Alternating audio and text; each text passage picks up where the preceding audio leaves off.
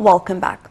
And moving on to our second segment of today. As we mentioned in the beginning, we are talking about the inclusion program of people with disabilities in whether we are talking about the practical life or at school, in all aspects of life. And actually Egypt played a major role in this and adopted this system of inclusion and transformation. And definitely this is of great importance to support people with disabilities and to give them their own chance to mingle in the society. Over the phone, we have with us Dr. Maha Helaly, and she's a member of the National Council for Disabilities Affairs. Hello. Hello, good morning. Good morning, doctor, and welcome to the show. First of all, I would like to know more about the role of the National Council for Disability Affairs.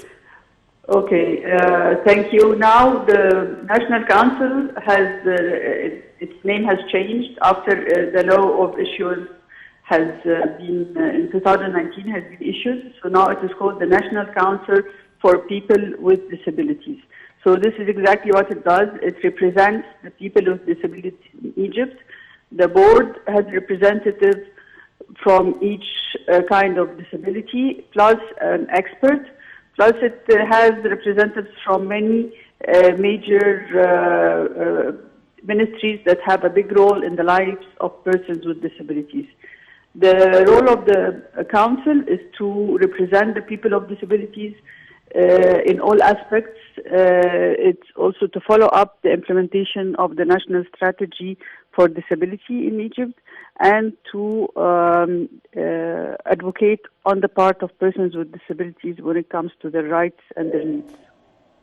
Dr. Ma, talking about disability inclusion in particular and how it is essential condition actually, especially for when it comes to human rights, sustainable development, starting from school actually or early childhood. Let's discuss this in more details. What people need to know is that inclusion simply means that everybody gets the right.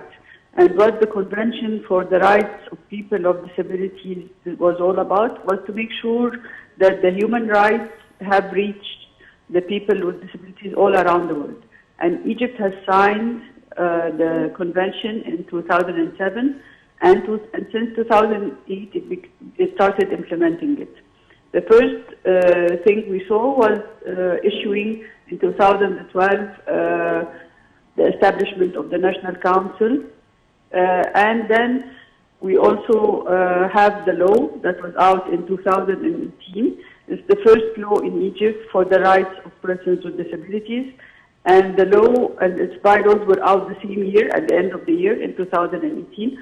So since April 2018, it started being implemented.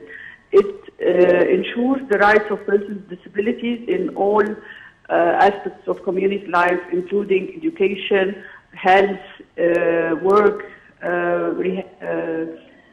recreation, everything. So this is what, as a council, we have been following up. The bylaw for law number 10 of 2018 has mentioned education as inclusive education for mild intellectual disabilities, mild disabilities in general. So it is mentioned exactly the categories of which children could be included. The other children are not forgotten. Their special education has to be changed. There is an emphasis on vocational training so that if a child is not educable, they could train for a job later on. So it is very important to look at it this way, that it's a right. It's a right for the persons with disabilities to reach all services in their own country. So education is a big part of any person's life. It's the first around 12 years of their life. So it's very important that they get the education because this reflects on how they live, on their work, on the recreation, everything. So it is very important that we ensure that everyone gets his utmost out of the education system.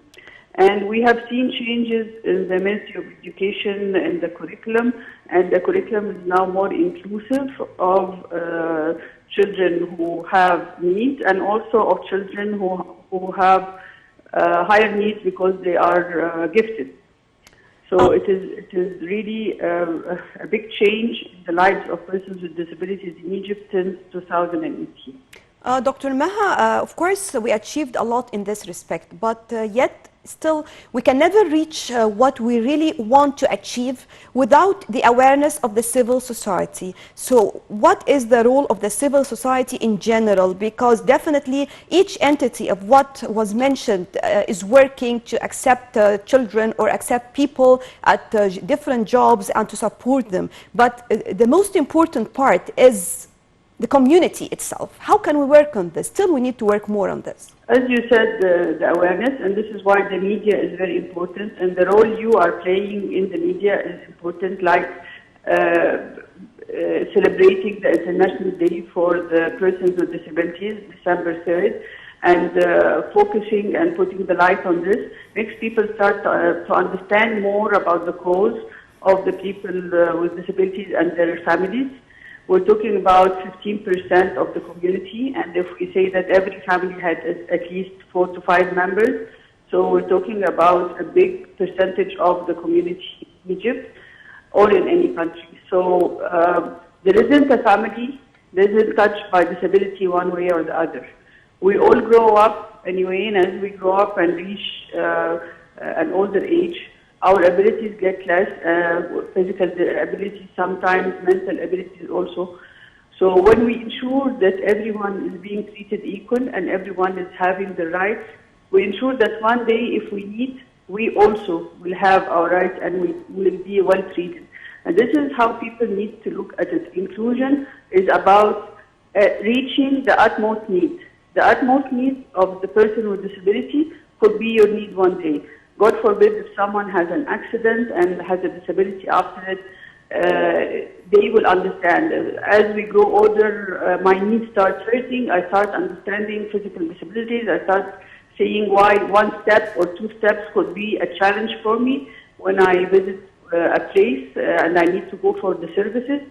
So this is what people need to look at, and the awareness is a very big key, as you said, in this. It's the main key, because without the awareness, you can put whatever laws you want and say, okay, this is a school that is inclusive, and then you come with a child on a wheelchair and you don't find a ramp.